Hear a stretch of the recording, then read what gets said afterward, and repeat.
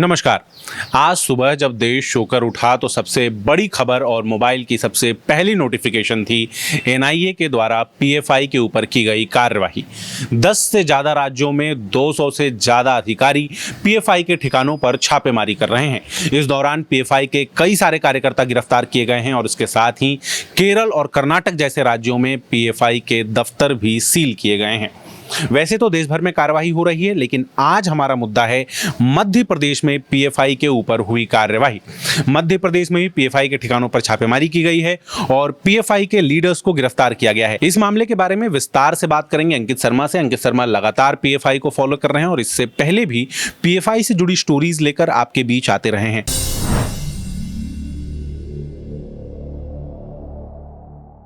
अंकित, आज सुबह जो कार्रवाई हुई है पीएफआई के ऊपर, क्या कार्रवाई हुई है मध्य प्रदेश में और कहां-कहां पे कार्रवाई हुई है? सौरभ जी, बिल्कुल जिस तरीके से देश के अलग अलग 10 राज्यों में कार्रवाई हुई है, उसमें से मुख्य रूप से जो कार्रवाई अगर मध्य प्रदेश की बात करें तो मध्य प्रदेश के मालवा क्षेत्र में हुई है, जहां पर इंदौर और उज्जैन से पीएफआई के कार्यकर्ताओं को गिरफ्तार किया गया। मुख्य बात यह है कि इसमें मध्य प्रदेश के अंदर जो प्रदेश अध्यक्ष है पीएफआई का, उसको भी गिरफ्तार किया गया है, जिसका नाम अब्दुल करीम है।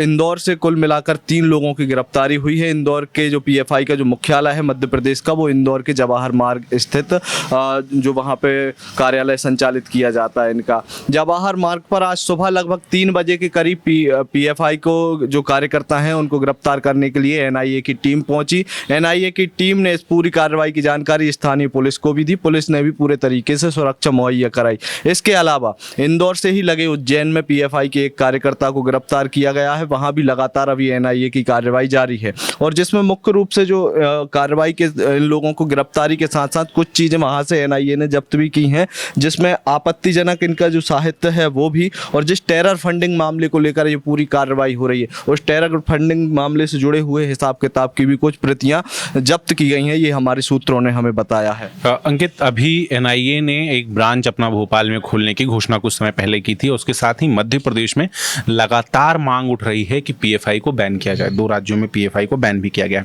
तो क्या इस कार्रवाई के बाद ऐसी कोई संभावना दिख रही है कि आगे मध्य प्रदेश में पीएफआई पे बैन लग सकता है? आगे ये कार्रवाई किस तरफ मुड़ती हुई दिख रही है? बिल्कुल सौरभ जी, इस तरीके से जिस तरीके से मध्य प्रदेश में लगातार पीएफआई अपने क्षेत्र को फैला रहा है, अपने लोगों को जोड़ रहा है, नए नए लोगों को। अभी हाल ही में कुछ समय पहले मध्य प्रदेश के गृह मंत्री और इससे पहले भाजपा के प्रदेश अध्यक्ष भी पीएफआई पर बैन लगाने की बात कह चुके हैं। मैं आपको बता दूं कि मध्य प्रदेश में अभी तक जो सरकार के पास, जो इंटेलिजेंस के पास डाटा है, उसके मुताबिक लगभग 650 यानी कि 650 से ज़्यादा सक्रिय लोग हैं।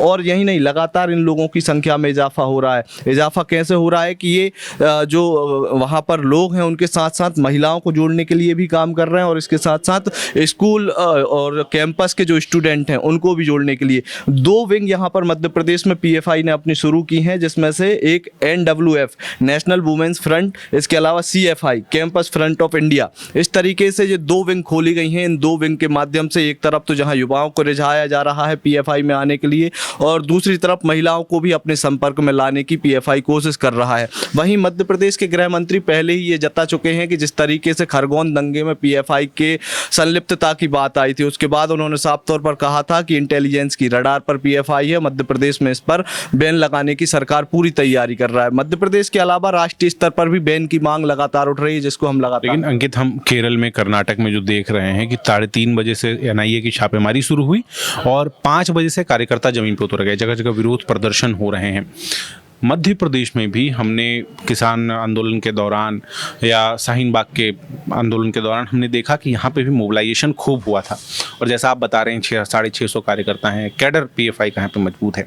तो क्या ऐसी कोई संभावना बन रही है कि मध्य प्रदेश में भी विरोध प्रदर्शन हो सकते हैं, लोग सड़कों पर आ सकते हैं? अभी तक ऐसी कोई स्थिति मध्य प्रदेश से तो निकल कर सामने नहीं आई है, लेकिन जिस तरीके से मध्य प्रदेश में लगातार, खास तौर पर मालवा की बात करें तो वहाँ पर इन्होंने अपनी शक्ति प्रदर्शन कई बार कर चुके हैं। शक्ति प्रदर्शन कैसा? एक मामला आपको याद होगा कि इंदौर के बाजार में चूड़ी वाले की पिटाई का मामला आया था। उस दौरान इन्होंने थाने का देर रात घेराव किया था। बड़ी संख्या में वहां पर पीएफआई के कार्यकर्ता एक्टिव हो गए थे और उन्होंने लगातार थाने का घेराव किया था। वहीं सबसे बड़ी बात है कि खरगोन दंगों में पीएफआई की संलिप्तता का पूरा मामला जो सामने आया था, जिस तरीके से खरगोन में हिंदुओं को टारगेट करके उनके घरों पर पथराव किया गया था, उसमें भी साफ तौर पर इंटेलिजेंस ने ये शक जाहिर किया था कि ये जो ट्रेनिंग के तौर पर जिस तरीके तरीके से हमले किए गए हैं वो कोई सामान्य हमले नहीं थे, वो किसी ट्रेनिंग का हिस्सा थे।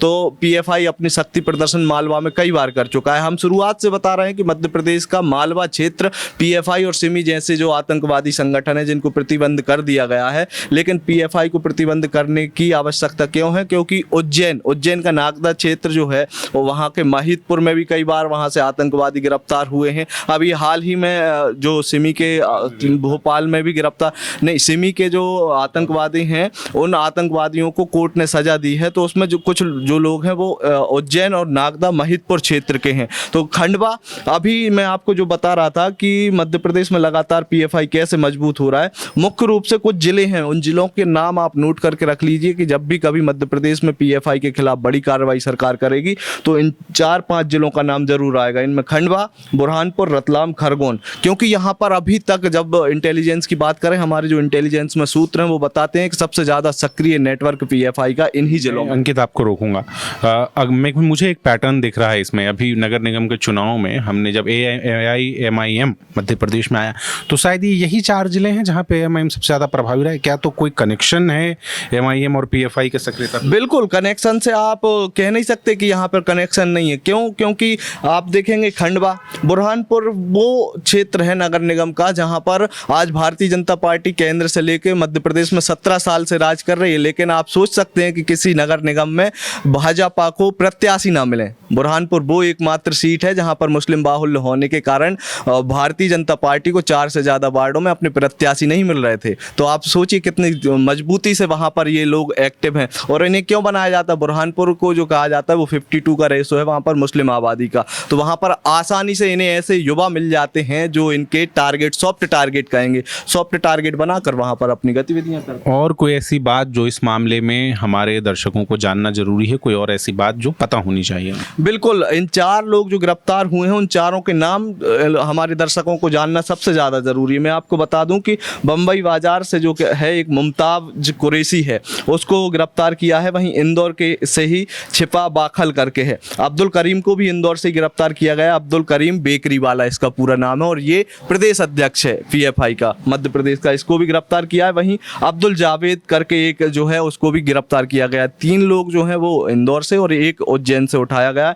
अभी भी लगातार जो एनआईए की टीम है वो लगातार धरपकड़ कर रही है और अपनी जो कार्रवाई है उसको लगातार सतत रूप से जारी रखे हुए है। तो ये थी पूरी जानकारी मध्य प्रदेश में एनआईए द्वारा पीएफआई के ऊपर की गई कार्रवाई की।